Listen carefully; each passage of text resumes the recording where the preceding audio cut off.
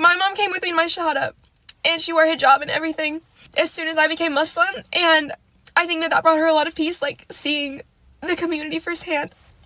I literally have tried to film this so many times, and I literally cry every time. Sorry, I'm gonna cry. Dia adalah saudari Jo, seorang putri dari jutawan yang memutuskan menjadi mualaf setelah membaca Al-Quran. Selama setahun, Jo menyimpan Al-Quran yang dipinjamnya dari perpustakaan gereja. Rasa penasarannya mendorong Jo untuk terus membaca, hingga akhirnya dia terkejut dengan isi Al-Quran tersebut. When I got to college, I decided that I wanted to start going to one of the college Bible studies at a local church. And I went to go get a new Bible that had margins so that I could take notes, because I really wanted to get closer to my faith and become, a better follower of God. And while I was at the bookstore, there was also a copy of the Quran sitting on the shelf. And I remember thinking to myself, oh, well, that's the same God. I would love to read this someday and understand how other people think and what they believe. So I take it home and I don't read it for a year. A full year. I was like, nope, I'm focused on the Bible. I'm Christian. I want to have a very thorough understanding of the Bible before I read the Quran. And so in that year, I was just really focused on the Bible, and I was going to church a lot. I was going to youth group every week. I was reading theology papers, the whole thing. Meskipun Jo semakin rajin pergi ke gereja, membaca Bibel dan buku agama, hal itu justru membuatnya bingung.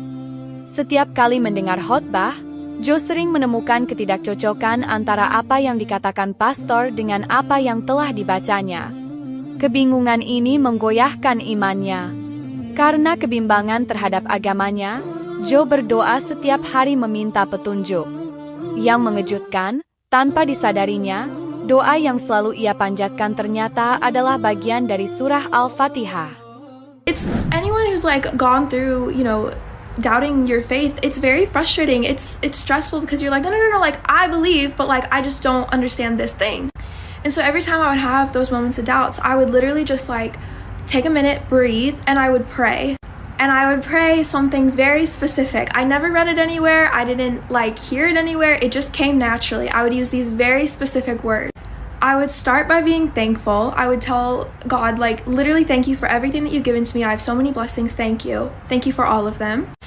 Then I would say, by the way, you're the only one that I want to worship. I don't want to go to anything else. I don't want to leave you. I don't want to leave God. Whatever you tell me goes. So I don't want to worship anyone else. I'm not asking for help from anyone else. I would ask to be guided and to be kept on a straight path. And finally, I would ask to not let me go astray and don't let me become a hypocrite. Fast forward to about a year ago, I'm sitting in my bed praying, and I just get this feeling that's go read the Quran. You've had it on your shelf for a year now. It's time to go read it.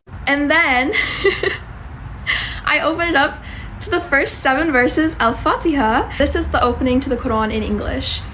In the name of Allah, the most compassionate, most merciful, all praises for Allah, the Lord of all worlds, the most compassionate, most merciful, master of the day of judgment. You alone we worship, and you alone we ask for help. Guide us to the straight path, the path of those you have blessed, not those you are displeased with or those who are astray. Amin. Melihat terjemahan Al-Fatihah, Jo pun sontak terkejut. Bagaimana mungkin doa yang selama ini dia panjatkan ternyata sudah tercantum di Al-Quran. Dia semakin yakin bahwa ini adalah sebuah petunjuk.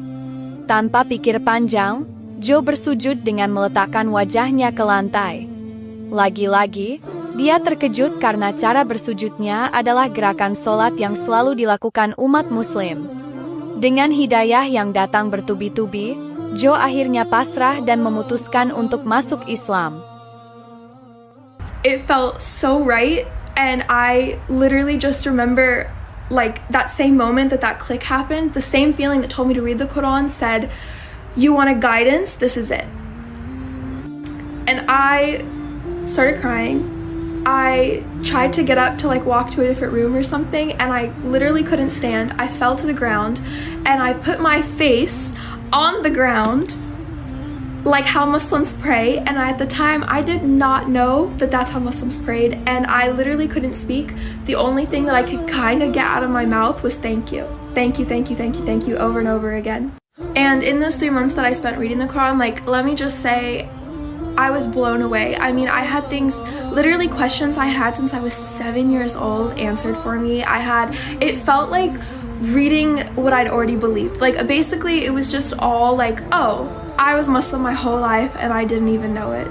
Setelah memeluk Islam, Jo menghadapi tantangan baru. Sebagai putri jutawan yang memiliki hobi berkuda, ia harus memberitahu kedua orang tua. Setelah mencari momentum yang tepat, akhirnya Jo mengungkapkan keislamannya kepada mereka. Namun, Jo pun terkejut karena respon orang tuanya tidak seperti yang ia bayangkan sebelumnya.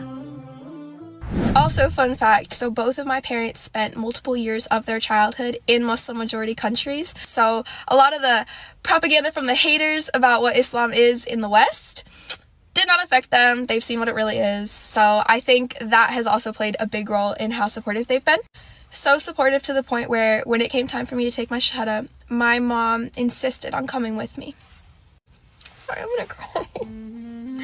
My mom came with me in my shahada, and she wore hijab and everything as soon as I became Muslim, and I think that brought her a lot of peace, like seeing the community firsthand. And then in the car ride home, she told me that if it had been any other religion besides Islam, she's not sure she would have been as supportive, but because of how Muslims view and love Jesus, peace and blessings be upon him, and she saw that my relationship with God was getting so much stronger, she said that it was very important that she came with me to my shahada because she wanted me to know that she supports me for the rest of my life, no matter what my journey is. Tidak hanya ibunya yang sangat mendukung keputusan Jo. Ketika pertama kali memberanikan diri untuk memakai hijab, respons ayahnya semakin menguatkan Jo menjalani hidup sebagai muslimah. Ayahnya mengatakan bahwa dia sangat bangga dengan perubahan putri tercintanya, yang kini memiliki karakter yang kuat, dan semakin hormat terhadap kedua orang tuanya. Jo pun akhirnya berlinang air mata. Karena keputusannya menjadi mualaf, tidak seperti kebanyakan orang, yang sering ditentang oleh keluarganya sendiri. One of the first times I was wearing hijab in public, I stepped out of the house and my dad had just gotten home, and it was like the first time he'd ever seen me in hijab, and I was really scared how he was going to react. My dad said, "I am so proud of the adult you're becoming." I'm also crying because I know that my story is not the most common experience for reverts and their families, and that breaks my heart so much because I will never understand how someone can be so hateful to their own flesh and blood just because they believe something a little different. And so, to the reverts out there, I just want you to know and remind you that Allah sees everything. There is nothing that goes unnoticed by Him, and any struggle that you face in this life, it is rewarded in the next. Semoga Jo istiqomah sampai akhir hayatnya dalam Islam dan menjadi cahaya untuk keluarganya.